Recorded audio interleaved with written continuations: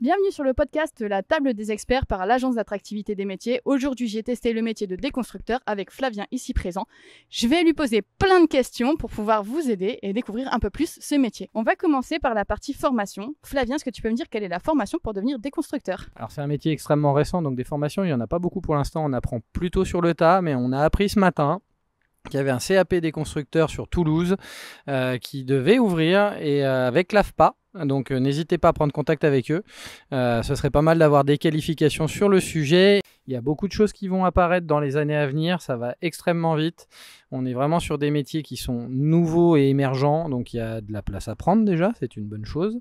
Et il y a un véritable avenir demain parce que c'est des métiers qui vont évoluer. Des constructeurs, maîtrise d'œuvre de la déconstruction, chef d'équipe en déconstruction et ainsi de suite. Il y a vraiment tout à créer sur ce métier-là.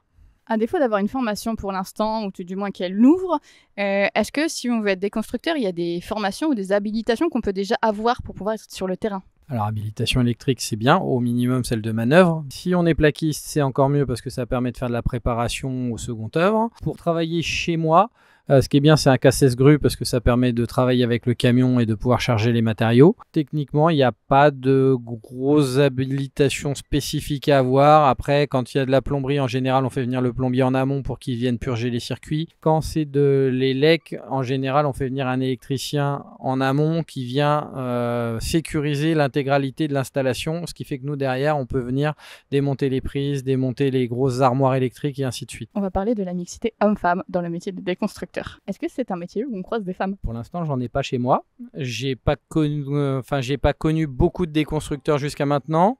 Je pense qu'il y a beaucoup d'hommes dans le sujet, mais il n'y a rien qui interdit aux femmes d'y venir parce que, comme Clémentine nous l'a montré ce matin, elle a été capable de démonter des faux plafonds, démonter des prises de courant. Qu'est-ce que tu as fait d'autre? Arrachage de moquette? Et puis la grue aussi, oui, en effet. Bon, alors là, des femmes qui ont cassé ce grue, ça, j'ai déjà vu. Mais clairement, il n'y a rien qui s'oppose. Il y a éventuellement les choses extrêmement lourdes. Mais si on y adjoint un exosquelette en réfléchissant RSE demain et protection de nos salariés, techniquement, il n'y a aucune contrainte à ce qu'une femme vienne travailler avec nous. Et d'ailleurs, ce serait même bien, ça pourrait être plus sympa, ça calmerait un peu les bonhommes. Oui, et puis tu parles d'exosquelette, mais même sans aller jusque-là, on peut très bien démonter les choses et que ça soit derrière quelqu'un d'autre qui les porte pour aller les stocker. Bien entendu, après c'est une organisation de chantier, ça dépendra du chef de chantier dont on parlait tout à l'heure, comment il va organiser le travail de son équipe sur la durée, parce qu'en fait, souvent les chantiers ne se font pas en un jour, mais sur un temps donné. Donc on planifie en amont et après on vérifie au fur et à mesure comment ça se passe et après on met les gens en fonction de leur capacité là où ils seront le plus à l'aise. Est-ce que ça peut être difficile pour une femme de se faire une place dans ce métier? Je pense pas. Aujourd'hui, une femme de caractère peut largement même prendre un poste de chef d'équipe. Aujourd'hui, on a bien des architectes qui suivent les dossiers. D'ailleurs, c'est une architecte aujourd'hui qui s'occupe de ce chantier-là.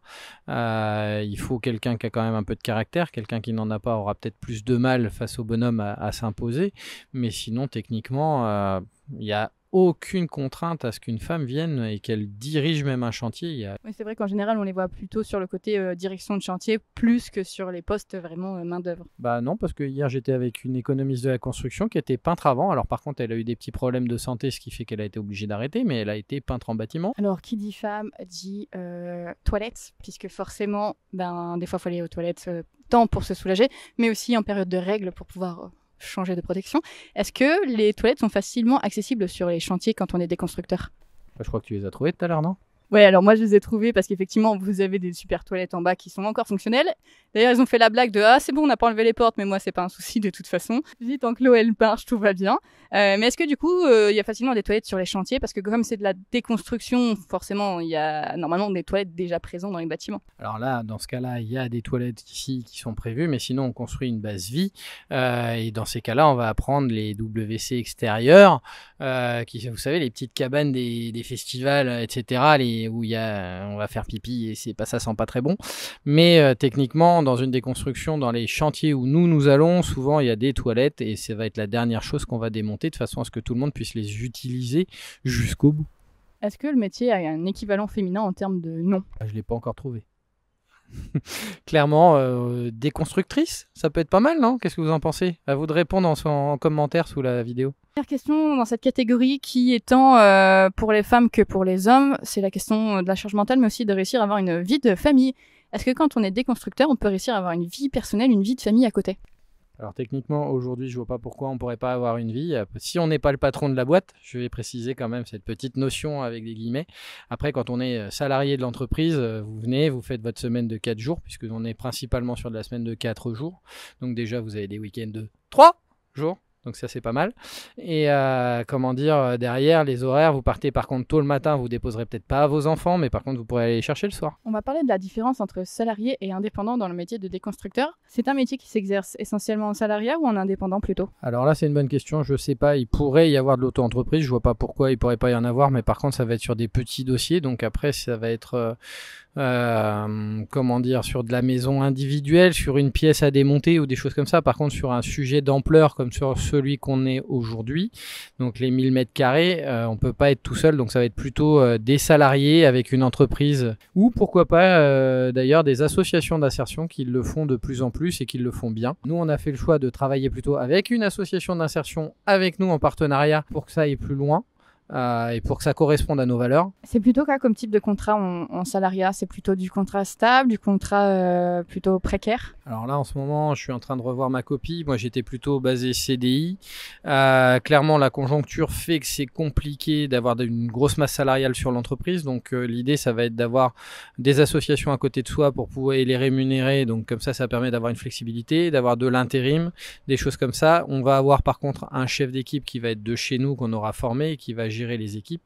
Par contre, quand le bâtiment reprendra sa place, je pense qu'on reprendra des manœuvres et autres. Est-ce que c'est facile de trouver justement des contrats, que ce soit intérim ou CDI, CDD dans ce métier? N'importe quelle personne ayant une base de bâtiment et autres peut intervenir chez nous à partir du moment où il est un minimum soigneux. Donc on passe des coups de fil au niveau des agences d'intérim. Jusque-là, on n'a jamais eu de problème pour en trouver. Sachant qu'en plus, on travaille beaucoup avec les compagnons bâtisseurs qui sont assez présents un peu partout. Donc on travaille avec eux sur Tours, on travaille avec eux sur Orléans. À voir s'ils peuvent nous accompagner sur des zones un petit peu plus exotiques. Sinon, on va se tourner vers l'intérim dans ces cas-là. Ok, donc si jamais moi je veux devenir déconstructrice, est-ce que je peux trouver facilement justement du boulot? Bon, je vois pas pourquoi on pourrait pas en trouver parce que c'est quand même quelque chose qui est en plein essor. Aujourd'hui, en intérim, il va y en avoir certainement, j'en suis quasiment sûr. Et aujourd'hui, sur des boîtes comme nous, on espère que la situation va se pérenniser rapidement et qu'on pourra embaucher avec des situations plus pérennes dans le temps. Si jamais on veut se lancer en tant qu'indépendant dans le métier de déconstructeur, donc plutôt auto-entrepreneur au départ peut-être pour tester, quel est l'investissement à avoir pour se lancer? Pas besoin de grand matériel. Aujourd'hui, c'est du matériel assez classique dans le monde du bâtiment. Et puis, si jamais il y a un truc qui sort un peu du lot, comme un échafaudage un peu plus sécurisé ou des choses comme ça, il suffit d'aller les louer dans des enseignes bien connues que tous les gens du bâtiment connaissent. Et puis d'ailleurs, je l'ai pas dit tout à l'heure, mais je réfléchissais, mais pourquoi on pourrait pas faire appel aussi à un auto-entrepreneur plutôt qu'à un intérimaire demain? Il n'y a rien en termes de législation qui nous interdit de prendre quelqu'un en auto-entreprise à bosser avec nous pour pouvoir aller sur ce type de marché. Dans la catégorie junior versus senior, est-ce que c'est facile pour un jeune qui se lance dans la profession de se faire une place dans le milieu? C'est une bonne question, étant donné qu'on est sur une nouvelle activité. Je pense qu'il y a de la place pour tout le monde. Les anciens auront par contre les petites astuces parce qu'ils ont de l'expérience et autres. Mais un jeune peut très bien s'en sortir s'il a la tête sur les épaules et qu'il se pose les bonnes questions. Il n'y a pas de raison. La preuve, moi je suis un petit jeune, j'y connaissais que dalle et finalement on y est, ça va plutôt bien. Est-ce qu'il y a des perspectives d'évolution dans le métier de déconstructeur? On en a parlé tout à l'heure au niveau de tout ce qui est diplôme, etc. des futurs métiers. Il va y avoir besoin de chef d'équipe demain, il va y avoir besoin de maîtrise d'ouvrage, il va y avoir d'autres métiers qui sont très connexes, qui vont être les diagnostiqueurs PEMD, donc qui sont des habilitations à passer, qui passent avant nous. Alors par contre, celui qui fait le diagnostic PEMD ne peut pas être attaché à l'entreprise qui va faire les travaux derrière. Mais techniquement aujourd'hui, quand il y a une certaine maîtrise, il y a possibilité d'aller passer des habilitations, d'aller passer des choses pour pouvoir avoir un autre métier à côté quand on commence à fatiguer. Donc quelqu'un qui a 50, 60 ans qui commence à être fatigué de faire cette typologie de métier peut éventuellement devenir diagnostiqueur pour faire plutôt du rapport avec des logiciels spécifiques, etc. de façon assez simples et faciles et qui lui permettront d'avoir une suite dans sa carrière. En termes d'évolution demain, du coup, ça va être le classique, comme dans tout métier, il va y avoir le chef d'équipe, il va y avoir derrière là, éventuellement le conducteur de travaux qui va avoir 3-4 chantiers en même temps, et puis après il va y avoir pourquoi pas un directeur opérationnel quand la boîte sera suffisamment grande, et puis même quelqu'un qui va monter sa boîte qui peut être entre guillemets l'évolution ultime. Donc on est clairement sur le même schéma que dans le BTP classique, simplement là on est sur de la déconstruction. Exactement. On a un petit peu parlé déjà, mais est-ce que quelqu'un qui est donc senior mais là plutôt avancé dans la fleur de l'âge, souhaitant se reconvertir dans ce métier-là, peut le faire, ou est-ce que c'est trop fatigant, trop contraignant? Alors moi j'ai un de mes gars qui a 52 ans et qui est en bonne forme physique, donc ça lui permet de tenir. Aujourd'hui je pense que pour quelqu'un qui serait pas super en forme ou qui aurait des gros problèmes de dos, gros problèmes de genoux, gros problèmes et qui s'entretient pas à côté, ça va être extrêmement compliqué de venir. Il n'y a rien qui le contre-indique, mais je lui conseille quand même de réfléchir à 2 fois parce qu'il y a quand même du port de charge, il va y avoir des mouvements répétitifs, donc ça peut être forcément tendineux. Donc comme je le disais tout à l'heure, éventuellement on va pouvoir mettre en place tout ce qui va être les exosquelettes et toutes ces choses-là, mais clairement, il n'y a pas de contre-indication, mais il faut quand même avoir un minimum de forme physique. On va aborder la partie que tu vas adorer, la partie RSE, puisque c'est quand même un peu le centre, la raison d'être de ton métier, c'est justement la préservation de l'environnement et de la planète. Est-ce que ton métier est un métier respectueux de l'environnement? Clairement, oui, on préserve l'environnement. Comme on le disait tout à l'heure, aujourd'hui, le bâtiment, ça représente 274 millions de tonnes par an. Alors, avec inclus tout ce qui va être le TP, etc. 19% de tout ça, c'est globalement la partie second œuvre et bâtiment classique. Le fait de pouvoir déconstruire les matériaux, de pouvoir les récupérer en amont pour pouvoir les réemployer demain, va éviter justement l'émission de CO2. Et puis d'ailleurs, je vais faire une petite précision, le recyclage, il ne doit pas être automatique. Il faut faire du réemploi en majorité si on peut le faire, parce que le recyclage consomme aussi du CO2. Alors que si on réemploie, on ne va pas recréer un nouveau produit à base de cette matière. Par contre, on peut également la détourner. On n'est pas obligé d'avoir toujours le même usage. Ces portes, demain, vous pouvez les utiliser comme un lit de camp si ça vous fait plaisir. Ça marchera très bien, parce que c'est assez moelleux, regardez. Ah là, et techniquement, ça leur permettra d'avoir une autre vie, mais différente.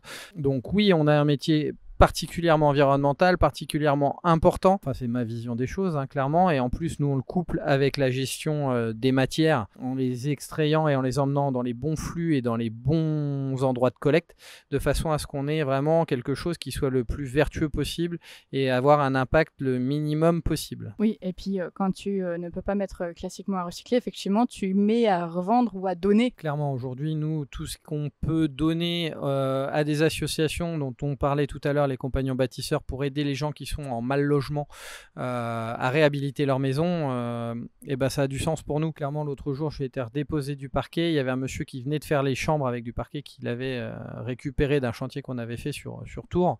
Et il était là en train de me faire super top, merci. Et c'est là qu'on prend conscience non seulement on a un impact environnemental, mais on a aussi un impact sociétal du fait qu'on va aider des gens qui sont en grande difficulté à aller à mieux vivre, à avoir un peu plus de confort et tout ça, ça n'a pas de prix en fait. Aujourd'hui, une laine de verre qui est pas trop abîmée et qui est pas trop vieille, quand on la démonte, elle peut tout à fait être posée à un autre endroit, contrairement à ce que beaucoup de gens disent. Le neuf, c'est pas obligatoire.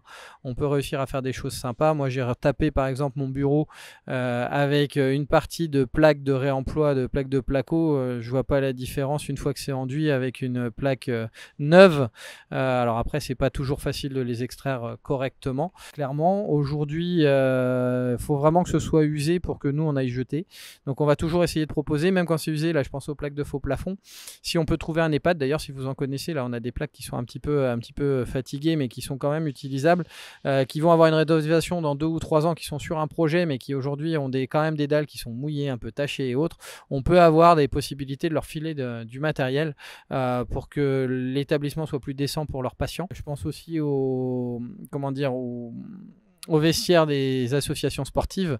Souvent, les gamins, ils jouent, ils cassent des trucs à droite, à gauche. Plutôt que de les jeter, on pourrait leur donner clairement ce type de plaque pour pouvoir rénover les locaux sociaux des associations et aller plus loin. Est-ce que ton métier de déconstructeur est respectueux du bien-être animal? De façon totalement indirecte, oui. C'est parce qu'on assiste une association qui s'appelle la Team River Clean aujourd'hui, qui fait du ramassage de dépôts sauvages sur les bords de Loire, de bords de Cher, etc. Malheureusement, on trouve des fois Je dis bien des fois, il n'y a pas que les déchets des artisans du bâtiment. Attention, il y a des fois des particuliers qui vont jeter. Ne jetons pas la pierre sur les gens du bâtiment parce qu'il n'y en a pas beaucoup en fait. On a déjà ramassé sur un samedi matin l'équivalent de 6 tonnes de déchets sur un espace. On était une vingtaine de personnes, donc on a pu nettoyer les bords de Loire, bords de Cher. Donc comme on le sait, quand il y a des crues, les déchets vont descendre par le cours d'eau et vont finir en mer. Donc en fait, on a vraiment un impact là-dessus par ce truc-là parce qu'on va éviter les dépôts sauvages de quelques entreprises peu scrupuleuses. Il n'y en a vraiment pas beaucoup, hein, je vous rassure. C'est pour ça que je soigne mes mots parce que souvent l'image du bâtiment elle n'est pas forcément bonne de ce côté-là, mais il n'y a pas que ça. Je vous rassure, on a des entreprises extrêmement sérieuses en France. Je soutiens les artisans aujourd'hui de ce côté-là et qui aujourd'hui ont des grosses difficultés sur la gestion des déchets. Ils payent une écotaxe, etc. et c'est compliqué. Donc merci aux éco-organismes qui mettent en place des choses aujourd'hui pour leur faciliter la vie. Mais il y a encore beaucoup de choses à faire et clairement on évite aujourd'hui que les espaces de biodiversité soit pollué grâce à ça en gérant les déchets directement à la source. Qu'est-ce qui devrait changer dans ton métier? Qu'est-ce qu'on pourrait améliorer pour être encore meilleur dans tout ce qui est respect de l'environnement? Alors sur le respect de l'environnement, du coup demain il va falloir clairement ouvrir des nouvelles filières de recyclage. Parce que malgré tout, même si on dit que le réemploi il doit être prioritaire, il y aura forcément du recyclage à un moment ou à un autre. Donc il y a des choses qui ne sont pas encore recyclées de façon durable, comme la brique et le plâtre, qui aujourd'hui sont considérés comme un DIB et qui partent les 3/4 du temps ou 90% du temps en DIB, donc en enfouissement. Il y a peut-être des choses à faire, je ne sais pas, en mixant ces produits-là, en rajoutant du ciment. Enfin bon, bref, je ne sais pas, pour faire une colle.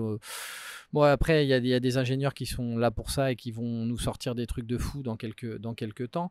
Mais clairement, c'est des choses qui vont avancer. Les matières sont en train d'avancer. Les façons constructives sont en train d'avancer. Il y a la conception aussi en amont qui est en train d'avancer.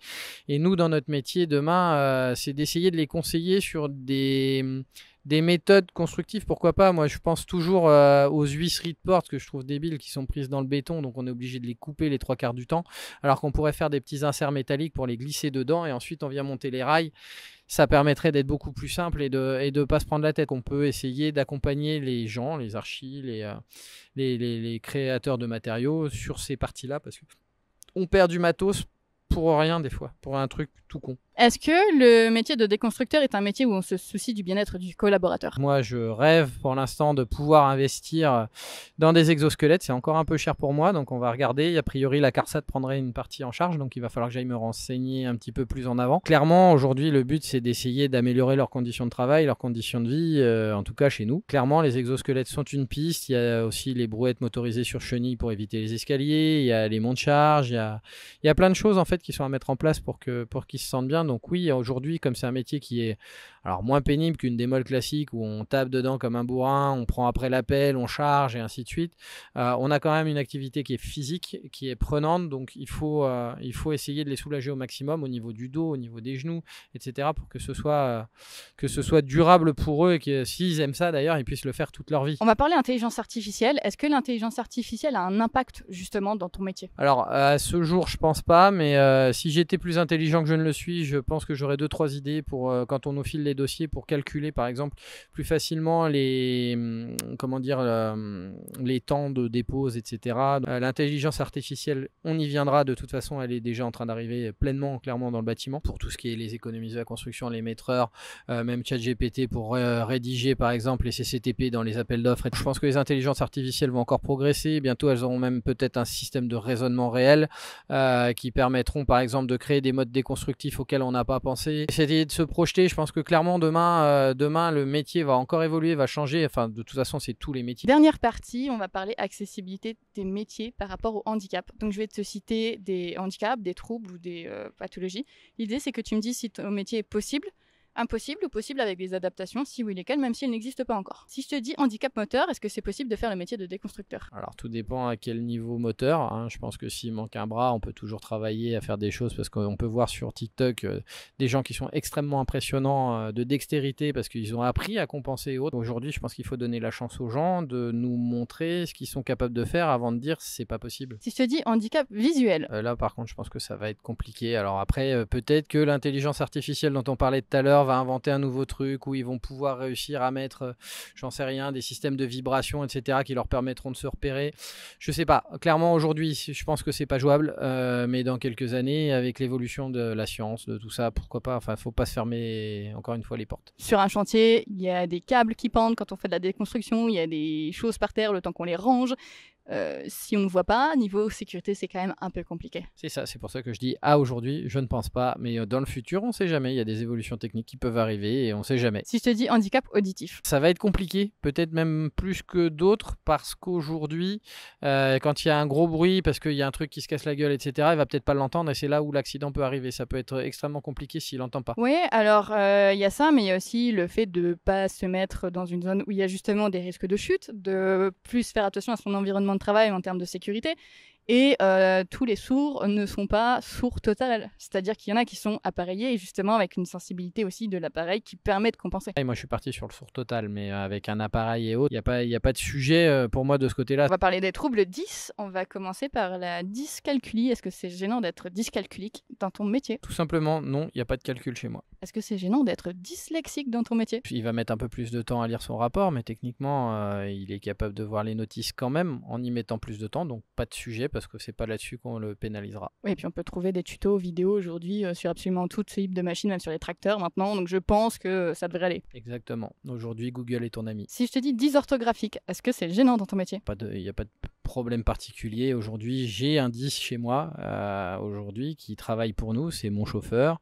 Il m'envoie des textos qui sont à peine lisibles, mais on arrive à se comprendre, et au pire des cas, s'il y a un truc que j'ai pas compris, je l'appelle. Effectivement, et du coup, en parlant de ton chauffeur, si je te dis donc dyspraxie, est-ce que c'est possible de faire ton métier en étant dyspraxique? Oui, il n'y a pas de contrainte. Clairement, aujourd'hui, notre chauffeur, alors je fais le boulot sans problème, il n'y a pas de sujet particulier. Alors des fois, on passe un petit peu plus de temps à lui expliquer certaines choses, mais ça fait partie du job et c'est ce qu'on appelle de l'inclusion. Et l'inclusion dans le monde de l'entreprise est, à mon sens, quelque chose d'extrêmement important. On va parler d'hypersensibilité. Hypersensibilité, c'est justement le fait de ressentir les choses plus fortement que la moyenne. Est-ce que c'est gênant d'être hypersensible dans ton métier? Je vois pas pourquoi, honnêtement, à part si vous avez de l'hypersensibilité pour une lampe, pour un bout de métal, pour un bout de placo ou autre. Alors il y a peut-être le fait que si tu voulais absolument conserver un truc et que tu l'enlèves malencontreusement en le cassant, peut-être une frustration justement peut-être un peu forte quand on est hypersensible de ce côté-là. Rien n'est irrécupérable, il y en a d'autres. Je pense qu'on trouvera bien une solution pour récupérer quelque chose d'autre qui va bien. Parler hyperactivité, donc un sujet que je connais bien puisque je le suis. Est-ce que quand on est hyperactif, ça peut être gênant dans ton métier? Alors moi, je vais te retourner la question. Est-ce que tu as vu quelque chose de gênant avec ton hyperactivité ce matin? Moi, je dirais que j'aimerais bien avoir que des hyperactifs qui courent partout et qui me font avancer le chantier 3 fois plus vite. Oui, et puis c'est vrai que comme il y a une partie assez physique, ça permet aussi de défouler l'énergie en trop qu'on a, et c'est plutôt cool. C'est ça, donc les hyperactifs, vous êtes bienvenus. Pour terminer, on va parler à la fois HPI, donc au potentiel intellectuel, qui officiellement n'est pas considéré comme un handicap, mais qui peut quand même être un handicap dans le sens où on n'a pas toujours les codes pour se comporter en société, et le trouble du spectre autistique, puisqu'il y a certains points en commun, notamment les hyperesthésies. Les hyperesthésies, c'est avoir un des 5 sens qui est plus développé. Donc ça peut être juste un peu plus développé jusqu'au très handicapant. On va commencer par exemple par l'hyperesthésie visuelle, quelqu'un qui va être fortement gêné par la lumière. Est-ce qu'on est fortement gêné par la lumière dans ton métier? Alors là, c'est hyper variable, tout dépend de comment est orienté le bâtiment. Après, on essaiera de trouver des solutions pour occulter s'il y a besoin. Et on tend un drap derrière la fenêtre ou des choses comme ça. Il y a toujours une solution pour pouvoir s'en sortir quoi qu'il arrive. C'est juste qu'il faut qu'on soit au courant en amont pour qu'on puisse préparer le chantier en conditions avec les collègues. Si je te dis hyperesthésie auditive, donc une forte sensibilité au bruit. Alors là, je pense que ça va être un peu plus compliqué parce que le chantier peut être extrêmement bruyant, parce que du coup, les coups de masse sur du métal, du coup, les scies circulaires, les scies sabres ou des choses comme ça, on utilise quand même de l'électroportatif, même si là, par exemple, on est en train d'essayer de faire une partie qui est sans bruit parce qu'aujourd'hui, on a des téléopérateurs juste à côté de nous. Malheureusement, on n'arrive pas à faire du zéro bruit. Je pense que ça peut être compliqué. Voilà. Après, encore une fois, il faut s'adapter. Est-ce qu'il peut mettre un casque anti-bruit? Est-ce qu'il peut mettre des bouchons? L'hyperesthésie cutanée, donc ça c'est celle que moi j'ai, donc c'est-à-dire une sursensibilité du toucher. Notamment pour tout ce qui est un peu visqueux. Est-ce que ton métier, ça peut être gênant quand on est une hyperesthésie cutanée? Je vais te retourner encore une fois la question parce que du coup ce matin tu as touché des matériaux. Est-ce que du coup ça t'a posé problématique ce matin quand tu as pris les dalles de faux plafond, la moquette et autres? Est-ce que c'était gênant? Non, parce qu'en plus la plupart du temps, comme il y avait les EPI, il y avait les gants. Donc non, ça m'a pas gêné du tout. Si je te dis hyperesthésie olfactive, donc c'est-à-dire l'odorat plus développé, est-ce que y a des odeurs sur un chantier?